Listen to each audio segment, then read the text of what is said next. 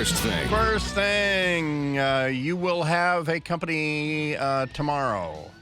Boeing was out with first quarter results. Plane maker reporting a smaller than expected loss, but commercial airplane revenue dropped by almost a third versus last year. Join us now with his reaction is Ron. And that revenue, by the way, is what Boeing may, after expenses are factored out, what's left over is profit or revenue for selling commercial airplanes.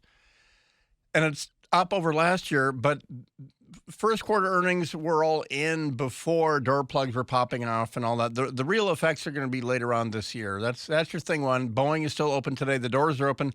Tesla not having a great day, but there's hours left to go on trading on that one. Thing two. You know those bolts that hold the plane together? We're going to go ahead and tighten some of those. Second thing. This just in from the Republican National Committee research. Turns out Joe Biden can stretch the truth.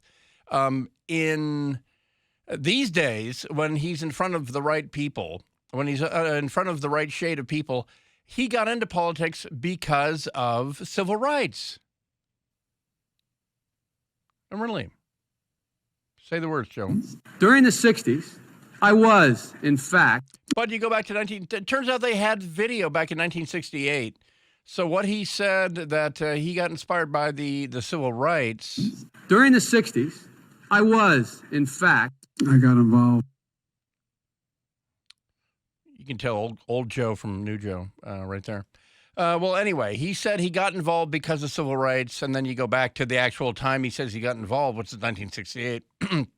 And he says, no, I wasn't there. I wasn't in Selma. I was, in fact, very concerned about the civil rights movement. But I was not an activist. I worked at an all-black swimming pool in the east side of Wilmington, Delaware. We already know that story. And by the way, I wanted him in 1968 to break into that story when it was still fresh, and he did not. He decided I worked at an all-black swimming pool.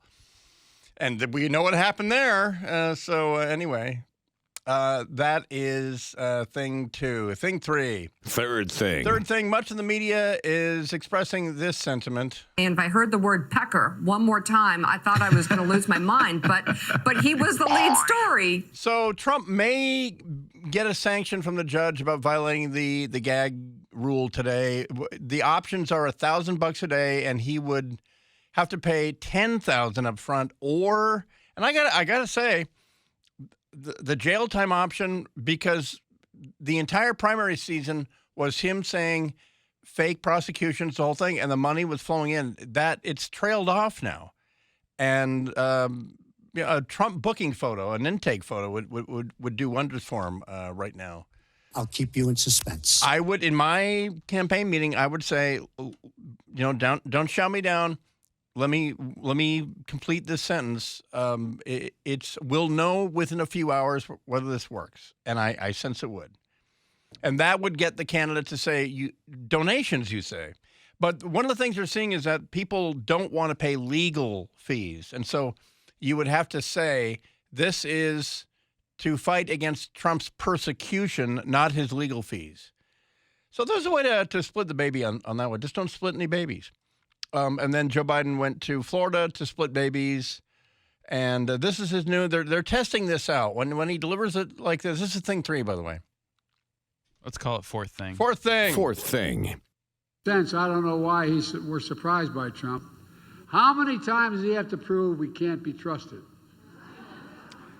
I read that, and then I listened over and over, and he goes, how many times?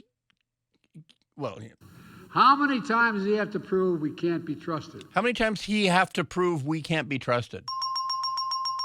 Right? I mean, transcribe that. That is what he says. How many times we have to prove he can't be trusted? What was the point? Was that somehow Trump has shown all the cackling Democrats he can't be trusted? Or anyway, it helps to deliver the joke correctly. How many times does he have to prove we can't be trusted?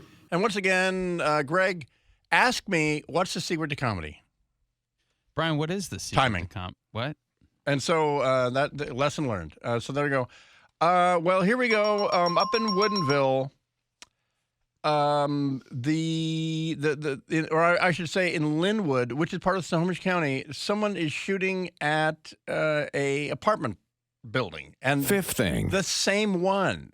And this is kind of the thing. A number of Lynwood residents don't do are on this. edge after they say they experienced 2 drive-by shootings in several days. Residents say yesterday's shooting happened in broad daylight with children at home. Oh, Cairo 7's Louis Tran joins us live in Lynwood right now. So what we learned is that the same people got bullet holes through the window, and then the bullet apparently embedding themselves in the drywall across the room. Now, they don't like it, as no one should. Don't feel safe anymore here. Residents tell me there were 2 separate drive-by shootings in a span of 4 days. Immediately felt violated. Alex and his husband did not want to show their faces. Okay, and then the bullet came and landed right in here. But they showed us the damage from Friday's shooting. A bullet pierced their living room window and left... And the window looks like it's Lexan. It's not glass, so it left a little spider hole, a visible hole, but no residual sympathetic cracking. And then the bullet embedded in the drywall, but they didn't pull the bullet out. And then here's Channel 7 throwing Snohomish County Sheriff's Department under the bus. Feel that way?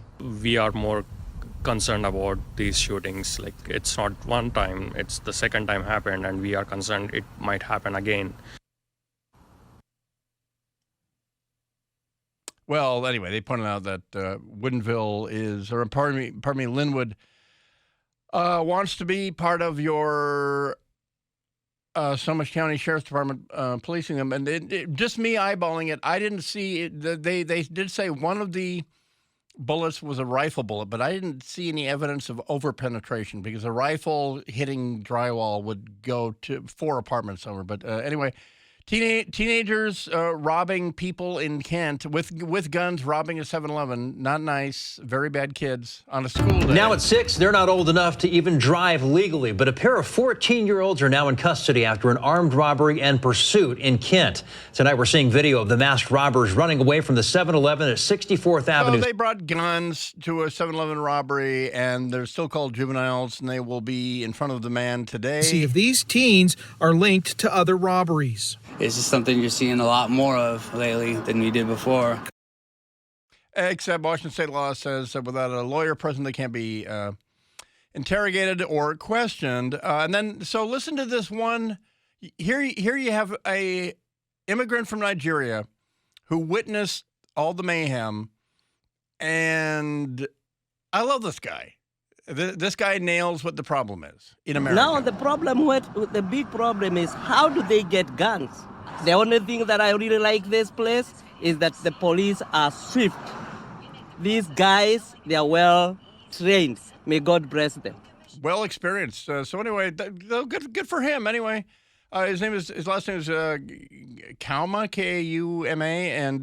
and his takeaway is he doesn't like the crime, but he appreciates that the police are so well drilled that they can respond to teenagers in a stolen Kia so well, and then he puts the Lord's blessing on all law enforcement. What I really like this place is that the police are swift.